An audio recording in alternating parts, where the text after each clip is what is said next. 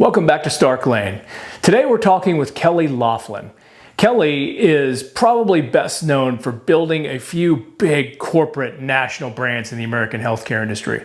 But she's also been tremendously successful in building the personal brand of a few key executives I think we all know.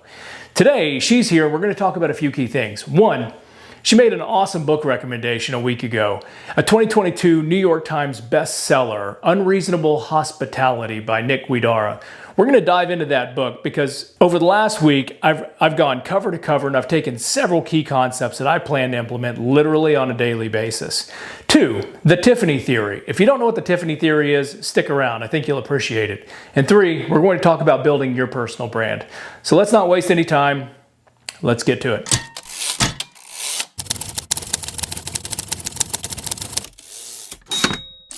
You are now listening to the Stark Lane podcast.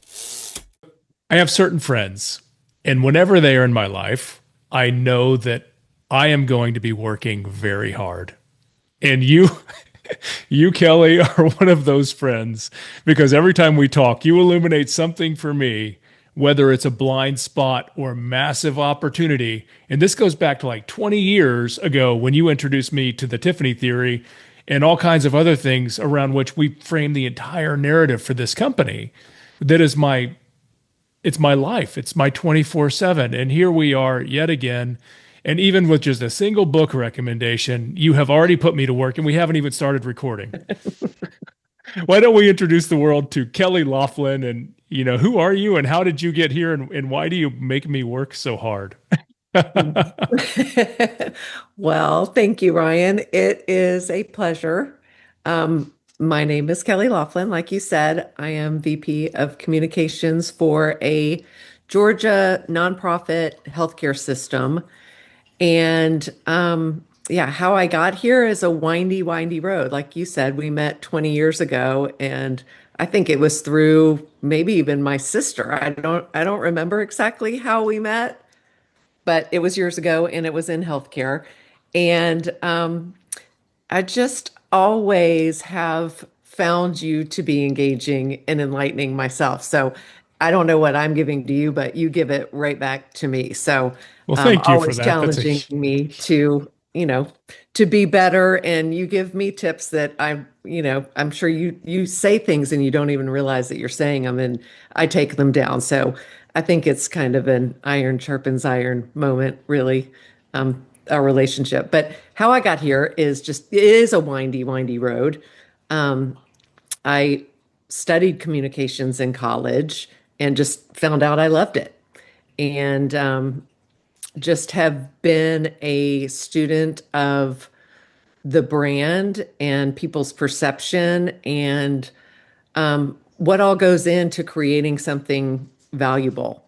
And I've been trying to do that ever since I started. And it's funny. I think different people, especially communications and marketing executives like yourself, everyone has a different style, a different take, a different way of thinking, a different way of communicating.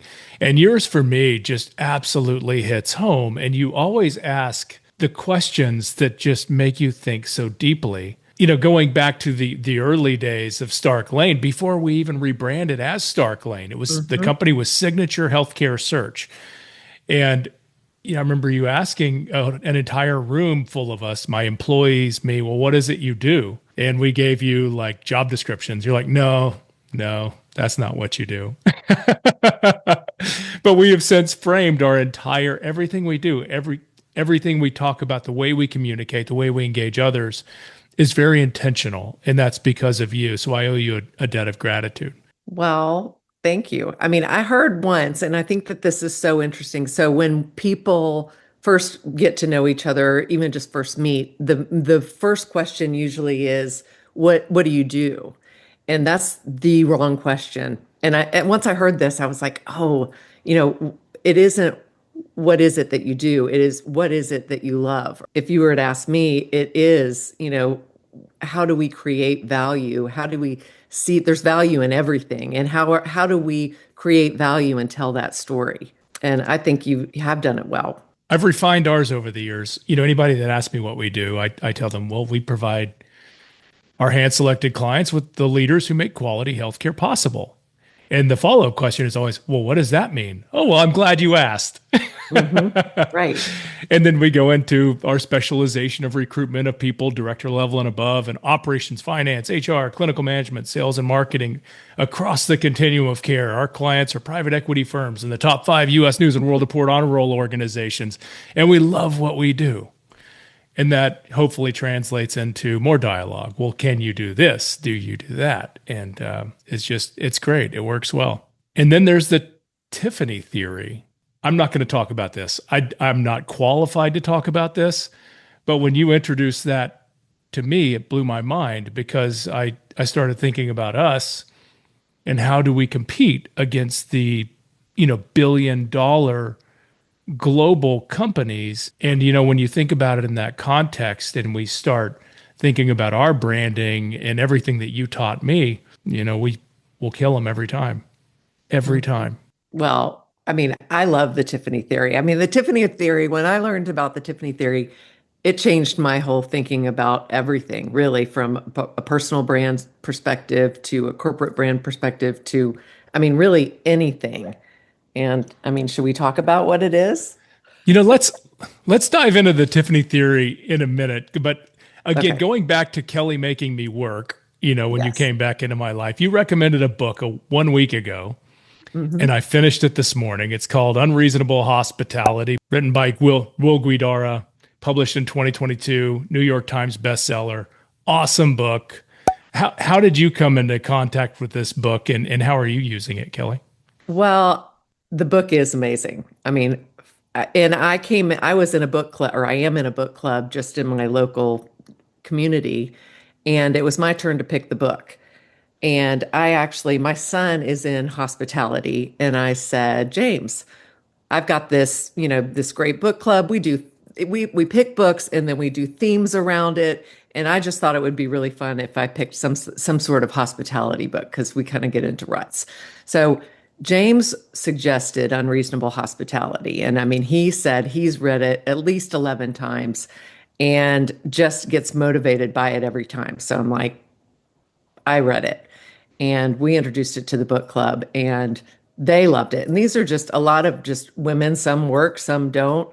And all of these women, no matter where their background is, they found value in it and ways to implement. And that's not even what the book club was for, but I just saw the level of excitement in these women. And then I introduced it to my team being in healthcare, just saw so many correlations and ways that we could implement and just try to create, magic moments for people. They don't have to be big moments. They can be every day, just listening and being intentional and just doing that for one another and how much better we can make our lives for each other and for the organization that we work with. So it's just gone from there. And now we've introduced it to the organization as a whole and are trying to really we've got 55 nursing homes, we've got hospice, we've got home health. So we're really dealing with people that are in the last chapter of their lives and creating moments for them that are meaningful and special. And when, they're not thinking there's anything meaningful or special at that point. And so that really gets you. And it's fun to see the organization really getting behind the book and thinking, how can we do this for people? Not just because it's a fun thing, but it's the right thing to do. And it means something to people.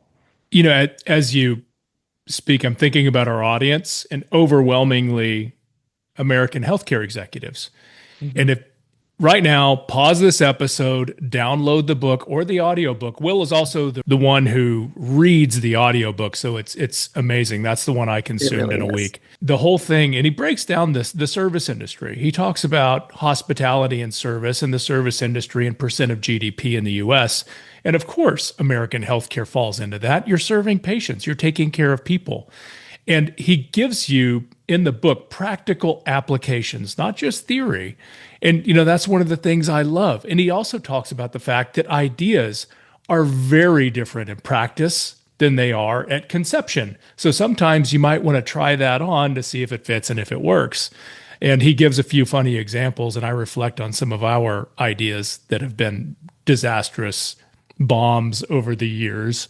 Also, I like how he talks about just the title, Unreasonable Hospitality. So, controlled perfection and excellence and hospitality are not normally things that go together. They're normally mutually exclusive concepts and ideas. But he goes through the entire book talking about how you can mash that up and blend the two things. Yeah. Well, I think it's interesting. He talks about the hot dog story in the book. He was at 11 Madison Park and he was a server, or he was waiting on a tabletop of four, and they were four international tourists who actually had their bags with them on their way to the airport. And he heard them talking to one another as he was pouring water or whatever he was doing, say, "We've had such a great time in New York City. We've done this. We've had this dining experience. We've had 11 Madison Park now. The only thing that we didn't do that we're sad about is get a hot dog from the cart on the side of the street." And he heard that. And where most people would have just, gone on with their day, he thought, I don't want these people to leave New York City or the United States without having a full experience of New York City. So he went and got a hot dog, and then he had to go to his chef and convince him to put this hot dog, to split it up into four and to plate it. Can you imagine? I do think about the chef and the craftsmanship of being a chef and the artistry. And he's like, you've got to be kidding me. Like, you want me to put one of those hot dogs on our plates and serve them? But he got it because he understood what Will was going for. And so they broke it up into four. They put sauerkraut on it, did a little circle of spicy mustard, and they had four servers and they served it brilliantly like they do all of their meals. And these guests were dumbfounded. I mean, they could not speak highly enough about what just happened. They couldn't believe it, that now their trip was complete. And that restaurant, they will forever remember 11 Madison Park At a four-star restaurant. at A a four-star water restaurant. dog on a plate from a four-star restaurant. And so I think that goes back into the final chapter, and I keep talking about this as well because it's all fresh for me, so I'm super excited. But he talks about pushing limits and finding boundaries. And I've always heard that, the best way to find your limits is to exceed them. And I'm very good at that. But Will puts it in the context of exploring the outer perimeter, beyond limits is just part of the creative process. And that's the only way to find the line. And so he's constantly exceeding limits and trying on different ideas to fine tune the absolute boundaries of what they can do with creative perfection. And I think for any business owner, for any service industry, for a hospital that wants to give, increase or elevate their patient experience or anything, I think that's a really good concept. Well, how do you think? I mean, I feel like you're a very creative person, and so you are pushing boundaries. And I think I just read this study, and it's a long study, long time ago. Like, we all started with a huge amount of creative genius at kindergarten. And then over time, as life goes on through school and college and life, we lose that. We lose that we start to have inhibitions where we can't just go and try these things because I don't know if we're afraid to fail or what. But how do we encourage those around us to push limits? How do you do that?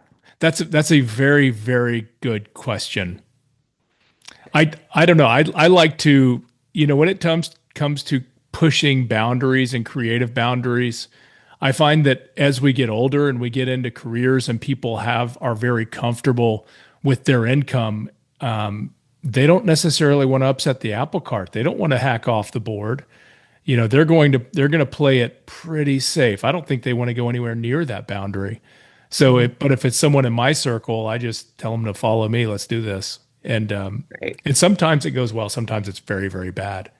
But but that's your whole job, Kelly, is how do you rally communities and people around these ideas and get people to transform something like healthcare is, just the reality is it moves at the speed of molasses. And It it's, really does. So how do someone as creative and energetic as you, how do you fire people up to get them to do different things or rebrand? Something that is part of their history. Well, that was our mission statement 50 years ago, so it's absolutely relevant today. I mean, how do you transform that thought? Well, it's tough. And I mean, it really is tough. And the company or the organization that I'm with now has really even pushed that to a larger limit. I mean, we only serve the state of Georgia. We're mostly in rural places in Georgia. And that's kind of the mindset. We have to go even a little bit slower than what we see in normal US healthcare environments. What I found is you have to just, it's one step at a time. You have to focus on what you focus on expands. And I really focus, especially with my team, and finding what their strengths are and building on those. And where their strengths are is where their comfort is. So it's those areas that you go, okay, let's push this boundary. You can't force somebody to push a boundary that they'd never cross, but find where they're comfortable, where their sweet spot is, and start continually building on that and pushing that forward and taking them to places that they never thought they'd go, but they are a little bit more comfortable doing it because that's what they love. It sounds so simple and it sounds like you have this so tactically in the palm of your hand. Can I talk about a hospital company that we both know from 20 years ago? Sure. Regency Hospital Company, long-term acute care hospitals, came out of nowhere and went from like 2 to 20 hospitals in like 4 years, something like that. It was crazy. Mm-hmm. And it was really fun. And you ask any hospital CEO that worked at that company or anybody in that corporate office, they had more fun and they were more successful there than they were anywhere else in their careers. And to this day, it's hard to think of another organization like it, where one of the things you did running communications and marketing is you guys were able to pull an idea out of the sky and not only rally your team around it, but you rallied communities around it. And that was so much fun. So how do you do that at such a macro level? Is it one person at a time, or is it? I do think it's one person at a time. I mean, we had a leader who was a visionary for sure. And I mean, he was very good and continues to be very good at setting a picture and setting a table of where we are and where we want to be, and this is who we want to be, and these are this is where we're going and how we're going to get there. And we want to be a group of excellent individuals providing excellent care. And we are aggressive overachievers. And if you don't want to be part of this team, you just let us know. And he would say, and we'll help you pack. We'll help you find what is right for you. But as a Mhm. team and as a group of people, this is our vision, this is our mission, and this is where we're going, and we're excited about it. And people jumped onto that. I mean, he believed it, he lived it, and he would tell that story over and over and over again. And you just wanted certain people, and the people that ended up being at Regency wanted to be part of something like that that was bigger than themselves. And it worked. I mean, it definitely worked. We had a great time. We were building something. It was fun. It was hard. We saw success. We saw failure, but we could see where we were going, and it was very clear, and we were given the tools to do it. And it was absolutely remarkable from a communications perspective, because whether you were talking to somebody that was, in Georgia or elsewhere in the Pacific or Mountain Time Zone, everybody, they spoke the same language. They used they had the same level of enthusiasm. They were able to tell the story the same way. Hmm. From your vantage point, is it easier for you to influence the employee base or influence maybe the senior executives that are over verticals within the employee base when you need to really drive a change? You have to have the you have to have the leadership all on board for any of this to work. I mean, if they're not singing from the same page, it will not work. I mean, we did have occasionally, every once in a while, you'd have somebody that came in and just was not the right fit. They didn't buy into, what the mission, vision, and values were. And so their people didn't either. And so it's a both. You have to have the leadership, and then it's the employees after that. But I always loved talking to the employees because if they had ever heard of where we were going and what we were doing, they wanted to be part of it. I mean, Yeah. it's really creating a vision and a just a destination for what we're trying to achieve. And it's not about the bottom line. It's about doing the right thing for the right reasons. And then all of that stuff comes. So do you have like a playbook and a framework that you apply to every company, or do you go in and have to reinvent the process all over again every time you do this with a new organization or a client? No, it's the same. I mean, truth is truth, and what works for one, works for all of them. And it's just about creating the right story and it being a true and accurate, transparent story, and letting people know that they're a part of it, or they can be, inviting them in to be a part of that, and showing them how it works and what it looks like to be successful in that. I think it has to be authentic Absolutely. and Absolutely. genuine. And if it is, I think it'll be tremendously successful. If not, I think most companies have an inauthentic vision statement and mission statement. They provide lip service. They want to look a certain way. Just like Unreasonable Hospitality, the book. I think it was the last chapter. I heard it this morning on my run. He said that if you want to serve somebody something to show what you're capable of, it comes across as arrogance and it just irritates people. And if you want to serve somebody something you think they're going to want, that's pandering. That also irritates people.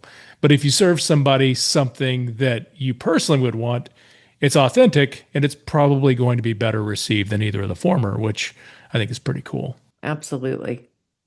And what does that look like in our day, in our everyday work? What is that? It is about being transparent and open and doing things again for the right reason.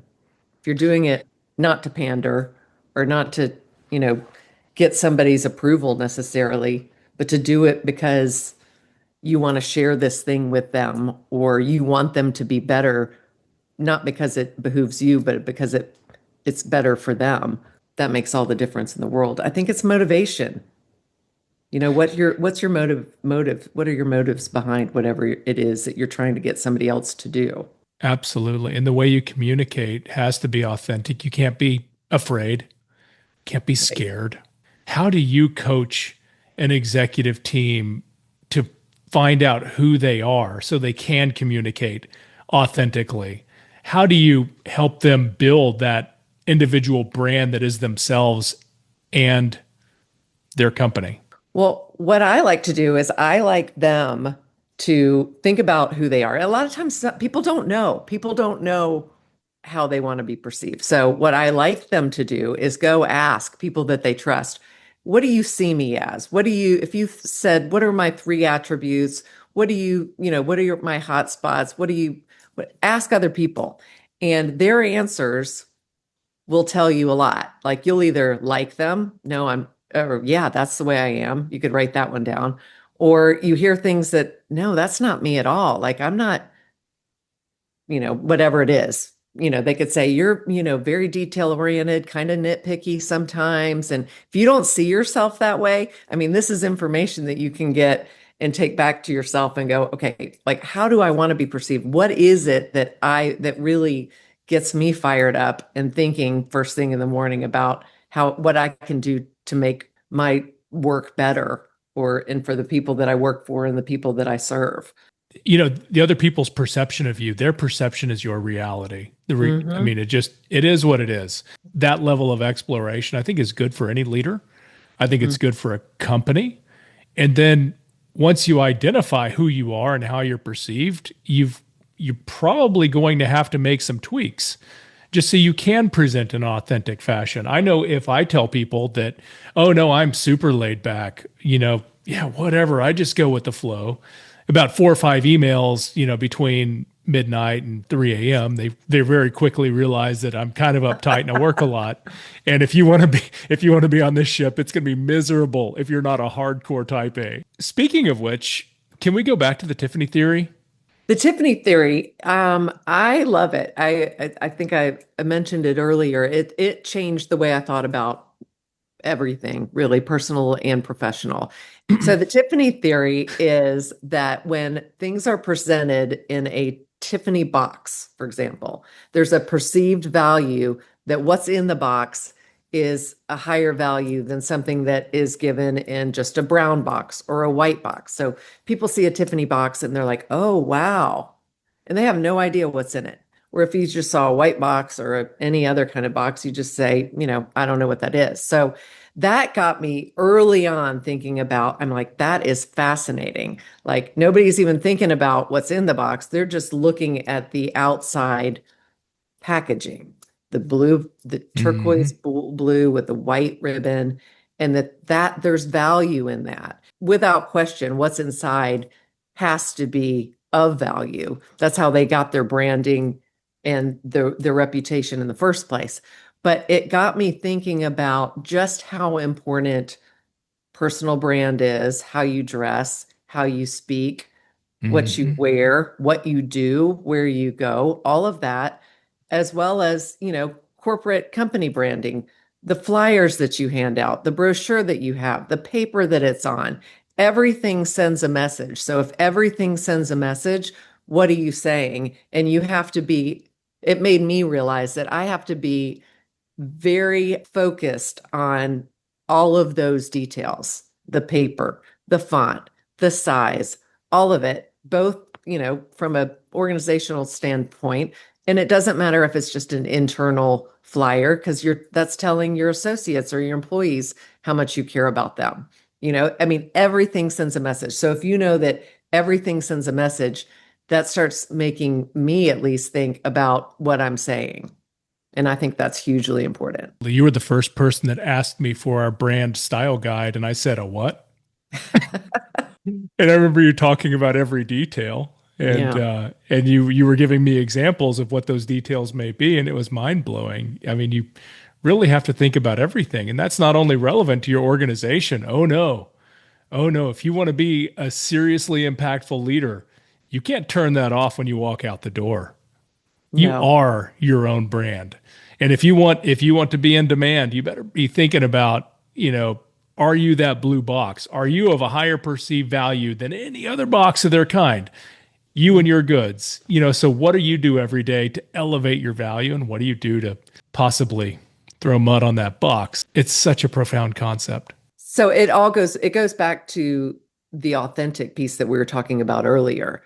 Who you are at 7 a.m. is who you need to be at 6 p.m., at 9 p.m., and when you go to bed, or it's not seen as transparent or real. So if somebody's beyond auditing their buddies, right? How do you kind of find out what your DNA is, the core of your personal brand?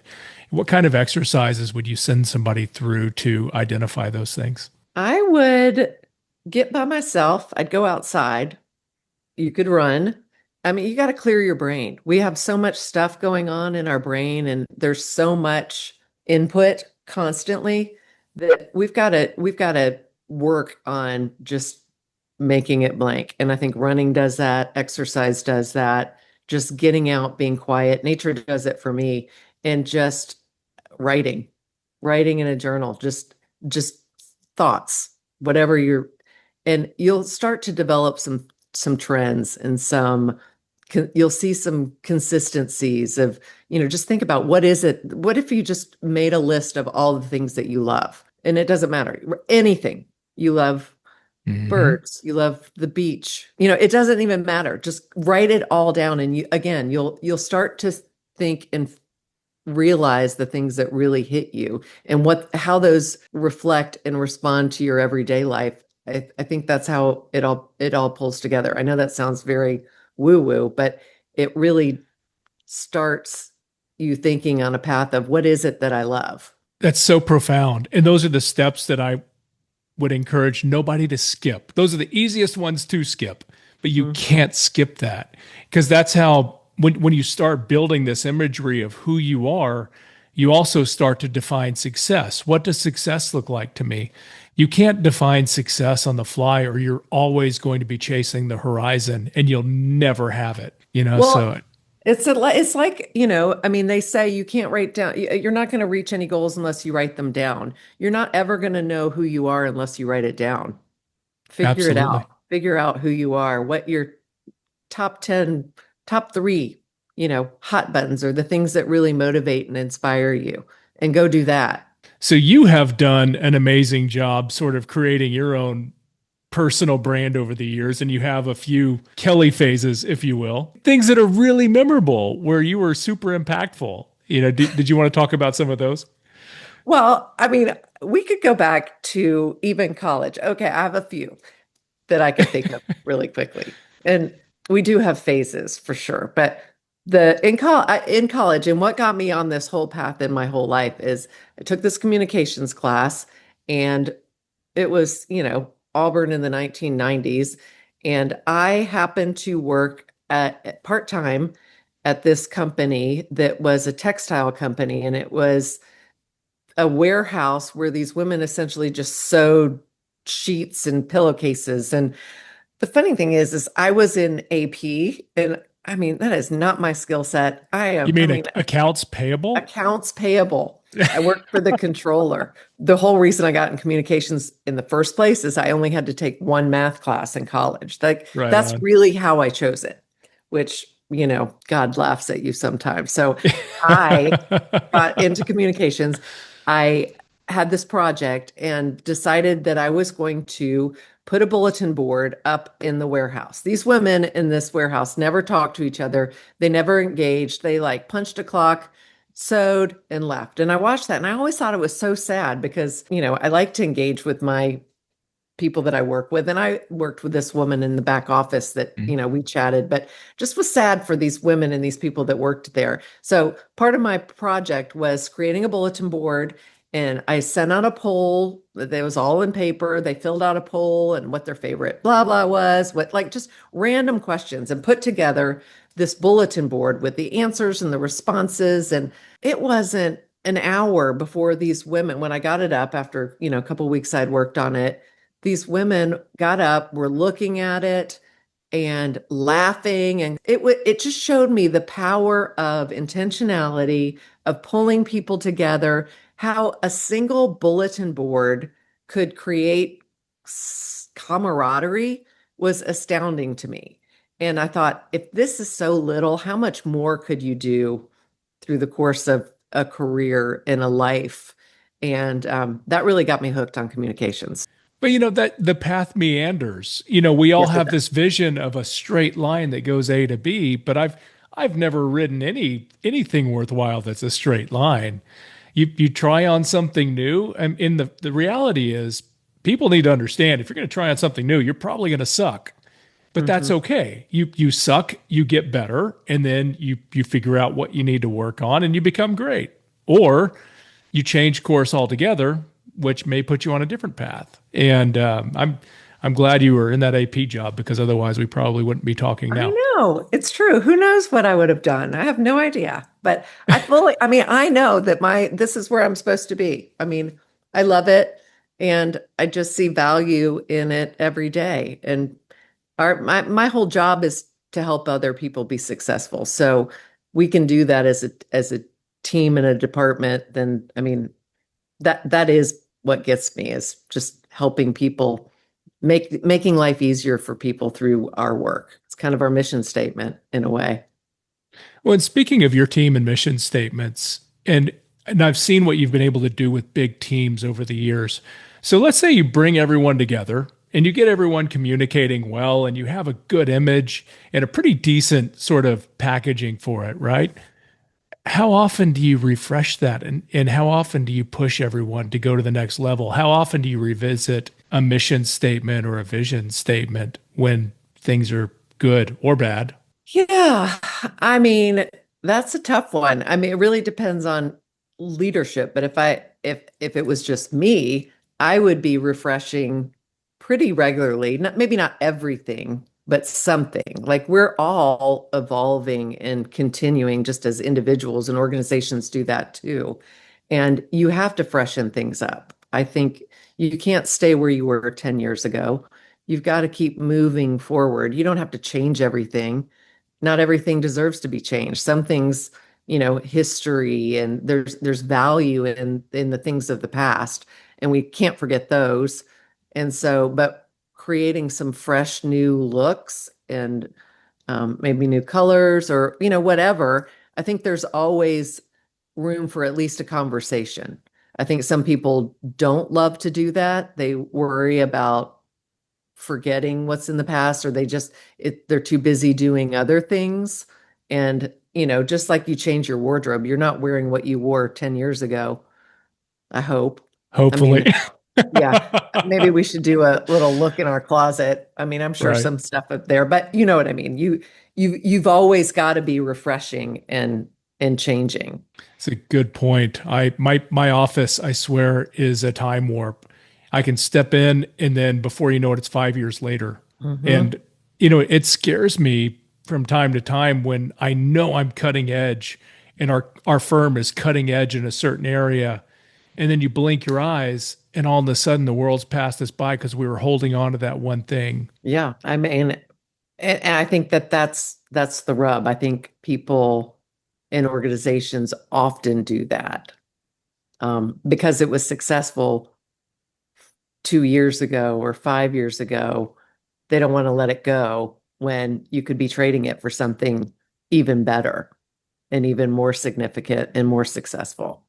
You've Absolutely. always got to be having your eyes open to that, not just change for change's sake, but change for a reason. Well, I like, speaking of change and changing for a reason, what is Kelly's next mountaintop?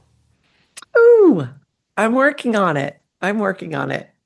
I haven't fully developed it. I need to get out there alone and start journaling and start, clearing my brain and thinking about it because I'm not really sure. There's something coming, but I don't know what it is yet.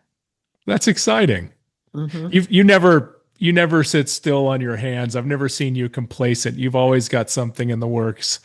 And So and if you bring that into my life, just make sure I'm well rested at the time. Kelly, thank you so much for coming on today. I want everyone to meet you because you've been such an inspiration and so instrumental for our firms, providing us the foundation for everything we stand on, for everything we do every day. And I don't think we would be nearly as successful if you hadn't had direct input 20 years ago. I am grateful to hear that, grateful that I could play a part. And I just, again, think so highly of you and am excited to see all the things that y'all been working on and continue to do in this industry and beyond. Well, Kelly, thank you. I think we should both get back to work. Absolutely.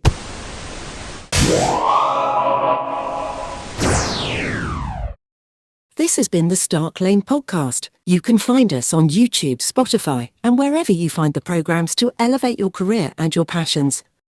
Now, get back to work.